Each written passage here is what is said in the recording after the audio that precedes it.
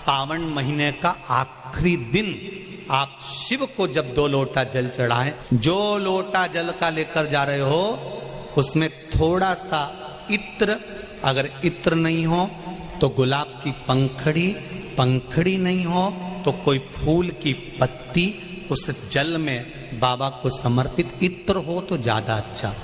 आखिरी दिन आप शिव को जब 2 लोटा जल चढ़ाएं तो उसमें इत्र का भाव रखकर, कामना कर कर, त्र्यंबकेश्वर बाबा का स्मरण कर कर और महामृत्युंजय मंत्र को जपते हुए। कौन सा मंत्र? ये वेद का बड़ा सुंदर मंत्र है, इसको चिल्लाकर नहीं बोला जाता, भीतर से बोलिए। एक महामृत्युंजय मंत्र का स्मरण कर। महामृत्युंजय मंत्र याद नहीं हो तो पंचाक्षर मंत्र नमः शिवाय, पंचाक्षर का स्मरण नहीं रहे तो षडाक्षर ओम नमः शिवाय, षडाक्षर का स्मरण नहीं हो तो श्री शिवाय नमस्तुभ्यम मंत्र का स्मरण कर कर इत्र का जल शिव जी को समर्पित करो और बाबा से निवेदन करो कि 1 महीना तेरी कृपा से सावन के निकले, तूने जल चढ़वाया, बीच में कोई दिन कोई कारण आ गया, हम जल नहीं चढ़ा पाए। जैसे भगवान विष्णु एक कमल का पुष्प नहीं चढ़ा पाए थे तो उन्होंने अपना नेत्र निकाल कर दे दिया था, तो भगवान शंकर इतने प्रसन्न हुए थे कि उन्होंने अपना सुदर्शन चक्र दे दिया था।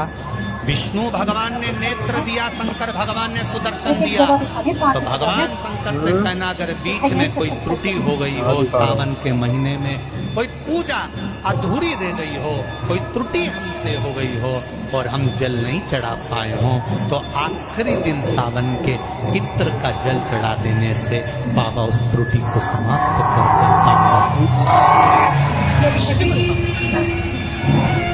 सारी समस्या का हल 1 लोटा जल। पर सावन के महीने में 2 लोटा जल। श्रावण में अगर मान लो 1 दिन आपका निकल भी गया, 2 दिन आपके छूट भी गए, कोई दिक्कत की बात नहीं। जो पेड़ तुम्हारे यहाँ लगा हो, जो पौधा तुम्हारे यहाँ लगा हो, जो वृक्ष तुम्हारे यहाँ लगा हो, जो क्यारा तुम्हारे यहाँ हो, कुंडी तुम्हारे यहाँ हो, उसी की मिट्टी को, उसी के पेड़ के नीचे, उसी पौधे के नीचे उस मिट्टी को थोड़ा सा हाथ से उसको उठाकर एक लिंग की आकृति बना ले। उसमें जलाधारी बनाने की जरूरत नहीं, केवल लिंग की आकृति बनाकर उसी की पूजन वहीं कर कर, पानी चढ़ाकर 15 से 20 मिनट बाद अपना काम करने के बाद उसी को उसी मिट्टी में विसर्जन कर दें, अपनी कामना कर कर। देव अधिदेव महादेव 2 महीने के बाद क्या देगा ये वही जान सकता है। और ध्यान रखें मेरी बेटियां, ध्यान रखें मेरे बेटाएं, मेरी माताएं इस बात का ध्यान रखें, बेटियां ध्यान रखें, मेरी माताएं ध्यान रखें, मेरे भाई ध्यान रखें। जिस दिन तुम्हारा मन करे, जिस दिन तुम्हारा दिल करे, उस दिन घर में पार्थिव शिवलिंग का निर्माण कर लिया करो। जिस दिन तुम्हारा दिल कर जाए कि आज मेरा मन है मैं पार्थिव शिवलिंग बनाऊं, गमले में से मट्टी लो, खेत में से मट्टी लो, जहां से मट्टी ले सकते हो। घर के बाहर कोई गमला हो, बगीचा हो, शहरों में जमीन पर कहां मट्टी ढूंढने जाओगे, तुम्हारे जो गमले लगे रहते हैं उसमें से मट्टी ले लो, पर छोटा सा पार्थिव शिवलिंग का निर्माण।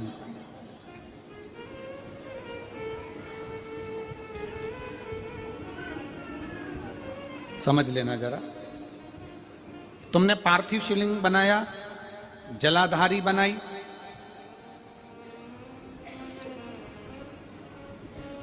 पूजन कर लो जिस दिन तुम्हारा मन करे।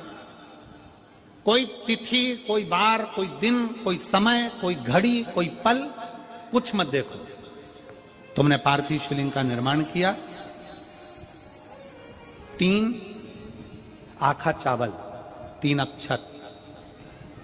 आखा चावल जानते हो, साबुदाना, आखा चावल, 3 चावल के दाने, एक गणेश जी की जगह, एक अशोक सुंदरी की जगह, एक षडानंद कार्तिकेय जी की जगह 3 चावल डाल, 3 दुर्वा, एक गणेश जी की जगह, एक अशोक सुंदरी की जगह, एक षडानंद कार्तिकेय जी की जगह, 3 बेलपत्र।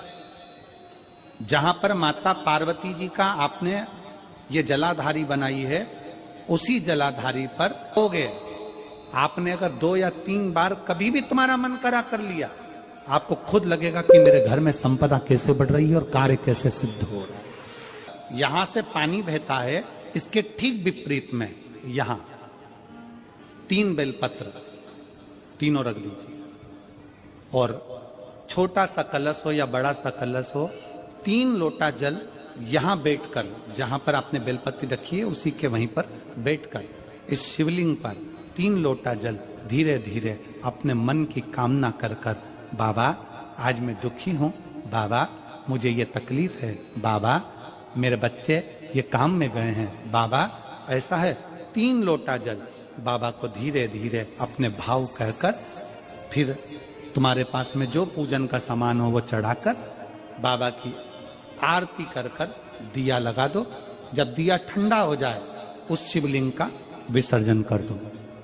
आप पाओ शिव आराधना में भगवान शंकर की, शिव भक्ति में भगवान शंकर की अविरल भक्ति में पार्थिव शिवलिंग का निर्माण और पार्थिव शिवलिंग की पूजन हमें बल प्रदान करती है। माता पार्वती जी ने पार्थिव शिवलिंग का निर्माण किया। शिव जी ने देखा पार्वती जी को कि पार्वती जी पार्थिव शिवलिंग का निर्माण कर रही, तो शंकर जी ने पूछा, पार्वती तेरी शादी नहीं हो रही थी इसलिए तूने पार्थिव शिवलिंग का पूजन करा, तू चाहती थी मुझसे विवाह करना चाहती थी इसलिए पार्थिव शिवलिंग का पूजन करा, अब क्या चाहती है? अब तो मैं तुझे मिल गया, अब तो मैं तुझे प्राप्त हो गया, अब तुझे क्या चाहिए? अब तुम मुझसे चाहती क्या है? पार्वती जी ने हाथ जोड़कर भोलेनाथ जी से विनय करा,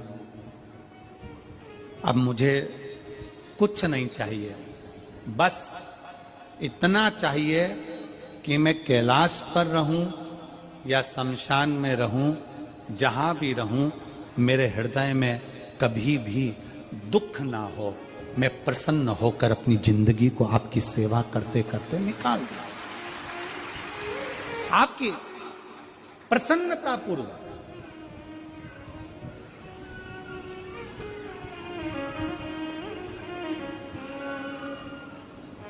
आप सबको मालूम होगा रावण क्या करता था। रावण ने अपने शीश काट कर दिए, रावण ने तप करा, रावण ने साधना करी, रावण ने तपस्या करी, बहुत करी, पर भगवान प्रसन्न नहीं हुए। तब रावण ने आखिरी एक बिंदु अपनाया। रावण पार्थिव शिवलिंग का निर्माण करता था, पूजन करने बैठ जाता था, शंकर भगवान को आकर उसे वर देना ही पड़ता था, वर देना ही पड़ता था। पार्थिव शिवलिंग के निर्माण का, पार्थिव शिवलिंग के पूजन का, पार्थिव शिवलिंग की आराधना का फल बहुत।